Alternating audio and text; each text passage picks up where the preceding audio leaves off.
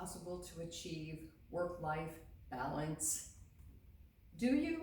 Because I'm really not so sure. Hi, I'm Santangelo-Ash. I'm a trainer and success coach, and I want to talk more about this topic because often people in my audiences, when they think about work-life balance, they think about spending equal amounts of time in the different areas of their life. For instance, 8 hours on the job, 8 hours with the kids, 8 hours with the boyfriend, girlfriend, spouse, 8 hours of sleep. But wait a minute, that doesn't leave any time for the to-do list or even alone time. And so I often hear that they feel like they're the hamster constantly on that spinning wheel and getting nowhere, not getting things accomplished. And another way to think about balance is there will be times throughout our life where particular areas call for us to give more attention, energy, and focus. For instance, if I'm without a job, well, my focus is certainly going to be on job hunting. Well, what if I'm ill? Well, I am hyper focused on health and research and nutrition and getting well. Or maybe we experience changes in our relationships, maybe marriage or maybe divorce, and we know we're certainly, our minds are consumed with those thoughts. So where is the balance? So what if perfect life balance, work-life balance can never really be achieved? Because I always feel like we set such high expectations for ourselves to achieve it all, and we're just setting ourselves up for failure because we always feel like we're falling short. And so we feel like we're failing rather than feeling successful. So here is a reframe that might be helpful for you, and that is to think of balancing as a verb. Like we're walking on a tightrope. We're constantly leaning to the left, leaning to the right. We're constantly balancing and course correcting. Or when we're driving a car, we're always constantly course correcting. So throughout your life, you're constantly going to be making adjustments depending on the needs at that time, on the job, on the health, on the family, and the career.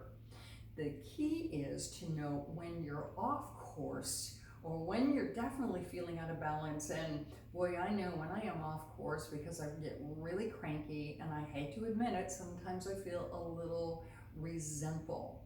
But the key is not to stay, not to get stuck there. And the question becomes, okay, what can I do to bring in some more balance right now? So we have a couple of ideas for you. Here's number one. Number one is decide what's most important to you right now at this time in your life. I like to say, I can do it all, but I can't do it all right now.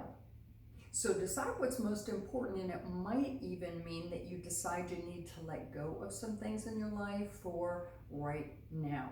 So that's number one. Number two is to schedule and practice self-care. And I say schedule because what's not on that day planner doesn't get completed. And self-care simply means that you care enough about yourself to take care of this one body and this one life that you have to live. What does the flight attendant say? In the event of turbulence, the oxygen mask is going to drop. What are you supposed to do with it? Put it on yourself first. Well, that seems to work really well on the airplanes, but you, me, most of us, we're so busy taking care of everybody else, we don't take the time to take care of ourselves first. And so self-care might even mean that you schedule some alone time. It might mean taking your vacation, which many people aren't doing anymore these days. And I would really suggest do one thing every single day that makes you feel good, that brings you joy, that really fulfills you. Just even one thing, and that'll help you feel like you're more in balance. And number three would be to set some clear boundaries. Now, many people feel like they don't deserve to set boundaries or they don't know how to set boundaries, but guess what? You are entitled to do it. And you probably feel like you're pulled in so many different directions, and that is just being human. But just remember that if we don't set boundaries, it comes with a cost. And I always hear Dr. Phil in my voice, in my head, saying, we teach people how to treat us. We teach people how to treat us, and it's so true. And then I always think about the lady who stood up in one of my seminars and said, you know what, I am definitely going to practice self-care because I want to make sure that I am teaching my kids and setting a really good example. And I thought, oh, that's pretty great too.